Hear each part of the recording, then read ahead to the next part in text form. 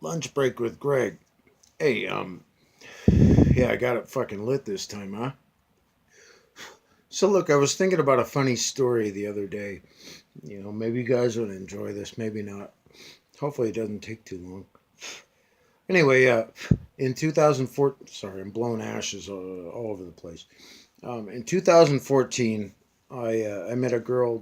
Well, we'll just say her name is Jane, because she was plain. She had a great body, but really, that's it.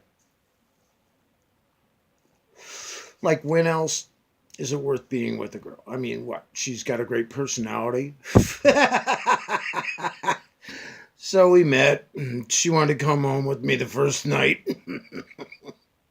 Back then, I was so stupid. Not that I'm that fucking smart now, but honestly, I thought, oh, gosh, if I want to have a lasting relationship, I shouldn't let her come home with me the first night. Blah, blah, blah. Well, she wanted to fucking blow me in the parking lot, is the truth. The fact is that this story is called Leaving Her in Las Vegas. Okay, so I got divorced in 2008, and I was on Match.com for a while. I dated a lot of women. I really did. And they were, some of them, really great. But dated, no relationship, none of that shit. Hung out, had fun, chilled, fucked, and that was it. No more. So, like, I meet this girl, and she seems to be very nice and all that stuff. And we go out for a while and fuck, and she's really good fucked. And so, like, I'm cool. And it was her birthday. I think it was 2013. Yeah, lucky number 13. 2013. I go with her to Las Vegas. And, oh, no. Because I went with her a couple of times. Um, it wasn't that, it was another time, and I went with her, and I drove up in a fucking really nice little rental car. I loved it. And I met her at the airport, picked her up, and then we went to the hotel, and I think it was Caesars, and we stayed. It was nice. I mean, she was a high roller. She spent a lot of money on gambling. And so I think it was a 53rd floor or whatever the fuck it is, way up there. The picture of the fountain. Yeah. Anyway, all we did was go down to the casino and get fucking drunk. So, you can imagine I'm there for like the whole day. I think I drank, I'm trying to remember. I think I drank like probably 30 beers, something like that. I got really fucking hammered because they give you free beer. I mean, and she's paying the tip, so I'm getting fed beer after beer after beer after beer. It's on her fucking dime. And, we're just having fun. As far as I know, we're just having fun. This was not the first incident in Las Vegas that went bad, by the way. About 10:30 at night, I eat some food. This woman could fucking drink. Oh, she was Polish. She could drink all day long and all night long and never, she turned into a whack the minute she opened her eyes in the morning. So it really didn't make any difference if she was drinking or not. Look, the thing was that about 10:30 she fucking acted up, and I got so fucking pissed off. I was like, you know what? If you're gonna act like a cunt, you know, I have to leave because I have a car and I have the key. And anyway, fighting for 2 3 hours about some fucking bullshit. I don't remember what it was.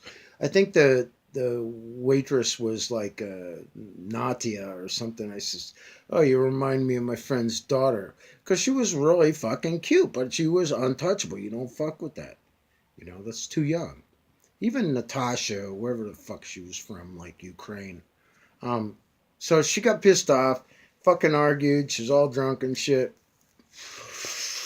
And I think this went on until about 1:30. And she had the code to the safe where I had all my money. So I finally called security. I'm like, fuck you. Fuck your attitude. I want security. You're not going to open the safe. I got to get the fuck out of here. And I had my bag all packed and I was ready to go. So anyway, security took like 3 hours to get there. I had to wait 3 hours. The bitch screaming at me. Yeah. I don't even remember. Like I said, who knows?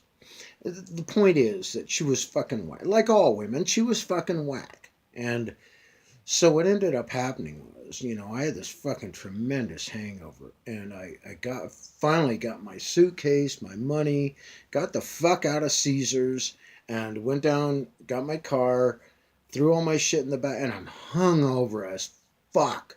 My head hurt so bad at that point. So I got my shit, I got out of there, and I got in the car, and I hooked my phone up. It was one of those Bluetooth things, and I'm just listening to Pink Floyd, and I'm driving back from Las Vegas. There's a road that goes from Vegas to Phoenix. And I'm driving back, and I must have been in like Boulder City or whatever the fuck it is, down there by Henderson. All of a sudden, I get a phone call, and I recognize it's her number. Well, let me just tell you something. It's a 2-hour drive from there down to Phoenix, and then 2 hours from Phoenix to where I live. That bitch called me. Well, after I hung up, she would call again. I'd hang up, she'd call again. And she kept doing this whining, horrible, you left me here all by myself. Well, her fucking brother-in-law is a captain with Southwest. She could have gotten airfare home anytime. And I wished her well. I said, look, I just don't want to fucking do this. So, the blue pill part of the story was that I actually picked her up from the airport. She talked me. By the time I got down to where I live, she had already talked me into picking her up. I go like, fuck, you know what? You can wait at the goddamn airport. And I thought, oh, well, that'll teach her a lesson. No, man. Not more than, I think, 3 months later, I just said, fuck you. Fuck your attitude. Fuck everything you stand for. So, wow. That was magic. I roll magic joints. So look, this channel's obviously not for children. And leaving Las Vegas can be good. Yes, you can leave Las Vegas a winner. I got in that fucking car. I drove away. There it goes again. Oh, it's a magic joint. Well, I do live in the desert Southwest. So look, when you go to Las Vegas, go with your friends. Never go with a girl. Ever. Ever. No, don't do it. Don't go with your wife. Why would you bring your kids to a place like that? When you're leaving Las Vegas, make it the last time, because I have no reason to go back there. I would go to the bunny. I would fly into the bunny ranch, and I would get driven in a fucking car and have a hooker.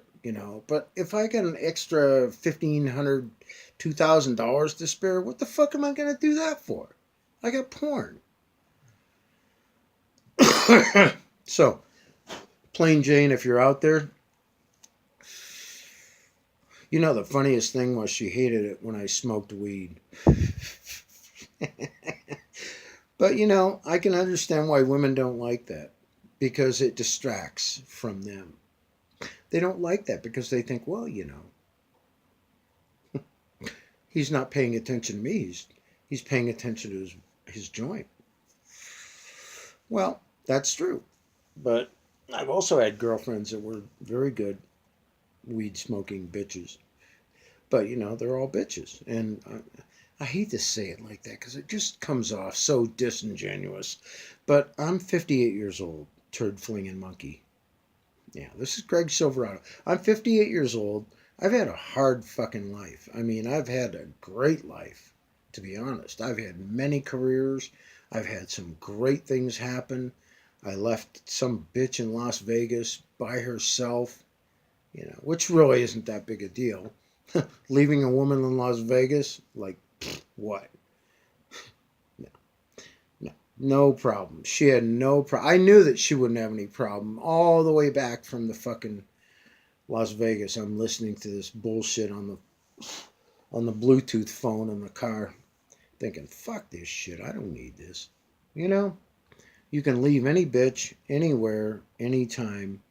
And I am Greg Silverado. I approve this message. I am signing off.